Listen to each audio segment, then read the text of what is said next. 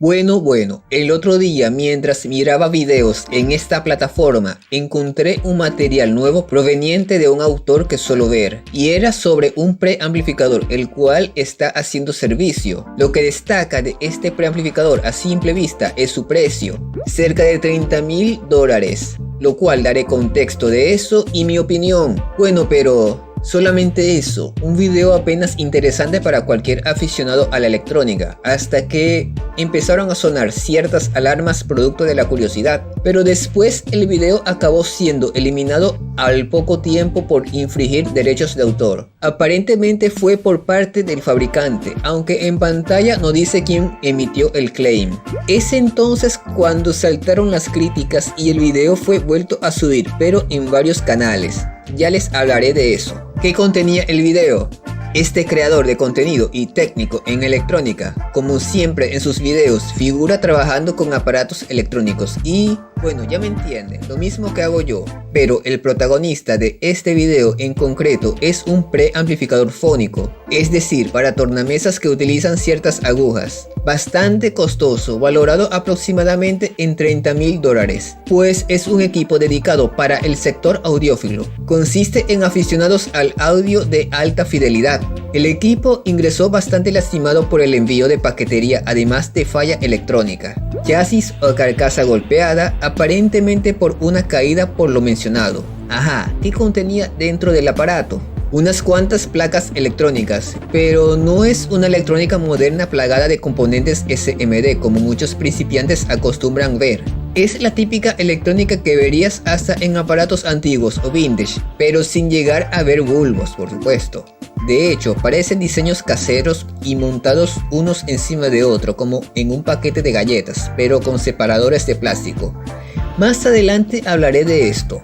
Destacan muchos condensadores de tantalio y amplificadores operacionales. Ahora, debo hablar un poco de lo que se trata un amplificador operacional. Es un componente cuya función es la de comparar o amplificar, según su configuración.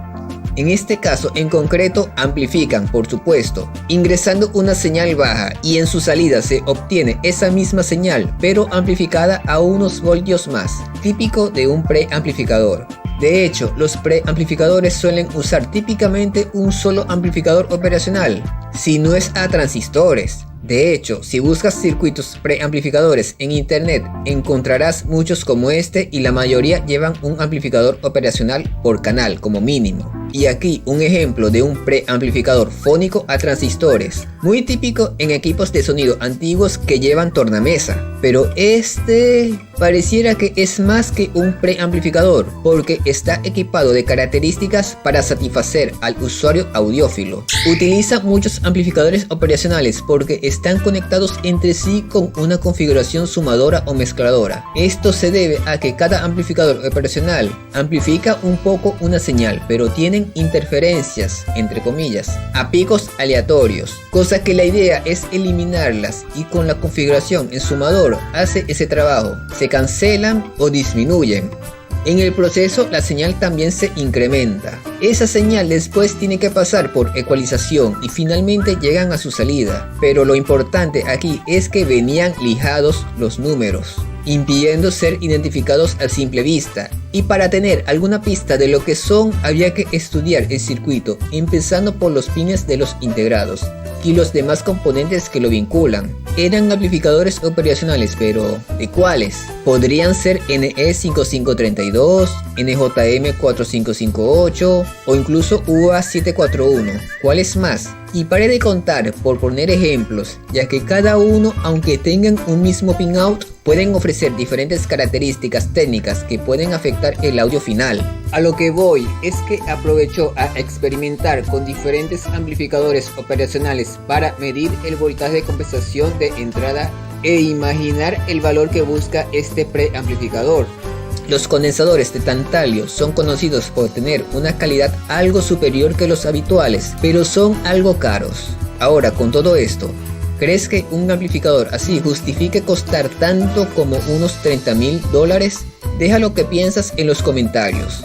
Ahora, ¿cuál es mi opinión acerca de esto? Iré por partes. El llamado derecho a reparar, algo muy mencionado en comentarios al opinar de este tema, se debe justamente a que lijaron los números de los circuitos integrados, impidiendo así ubicar sustitutos. Muchas veces esto no impide a técnicos muy experimentados. Es un tema parecido a lo que cubrí en un video hace un tiempo. ¿Será que el fabricante no quiere que tengan servicio técnico a pesar de su alto costo? Aparte que al parecer algunos aficionados que empezaron con la electrónica en estos tiempos están familiarizados puramente en los componentes SMD, desprecian a los de montaje tradicional. Pero lo irónico es que justamente la electrónica de este aparato es más fácil de dar mantenimiento que los circuitos de SMD, eso si no fuese por esos operacionales lijados. De hecho, una placa con electrónica SMD, como por ejemplo una tarjeta madre, podría tener hasta un transistor dañado y sin que el técnico se entere cuál es. Por eso muchos desechan placas así y compran otra. El uso de electrónica antigua, al ser un equipo hi-fi o dedicado al usuario audiófilo, es muy común ver estos equipos con este tipo de electrónica, carente de circuitos digitales, incluso aunque parezca hecho en casa. Pero con este aparato, según se fabrican 10 de estos aparatos al año, lo que da a entender que quizás no fabrican estos con métodos automatizados, ni mucho menos a escala masiva, por supuesto. Teniendo todo esto en mente, además del precio, me gustaría apuntar a este elemento en concreto, y son los separadores. Separadores de plástico. Para hacer un equipo tan costoso pudieron haber usado separadores como estos. Son metálicos. Con esto difícilmente esas placas hubieran colapsado en el transporte. Y encima que esto no es caro. Son piezas muy comunes incluso en ciertos aparatos de fabricación china nada costosos. Ahora, ¿justificaría tener este precio para todo esto que tiene? Sí y no. Al tratarse de un preamplificador muy concreto y teniendo en cuenta la tecnología de hoy en día en donde circula la música, yo no pagaría por algo así. Ni siquiera lo veo muy lujoso, ni que llevase oro. Pero con ese precio mejor me compro un iPhone. Así que diría que es un no. Si fue o fuese hecho por una sola persona y sin métodos automatizados, lo que es soldar cada componente electrónico, la fabricación de las tarjetas, incluso aunque fuesen mandadas a hacer por PCBWay, y el costo de todos esos materiales, sumado a la mano de obra, no extrañaría que sería costoso, pero no te puedo calcular si llegaría a 30.000 pavos. Cuéntame tú en la caja de comentarios. Suerte y éxito en sus proyectos. Si quieren ver ese video, es este. Hasta lleva una pista de audio en español para el que no se le da bien el inglés. Que tengan un feliz año nuevo lleno de prosperidad. Como siempre, no dejaré de compartir más contenidos, y más aún si se hacen miembros del canal, que eso me ayudaría mucho.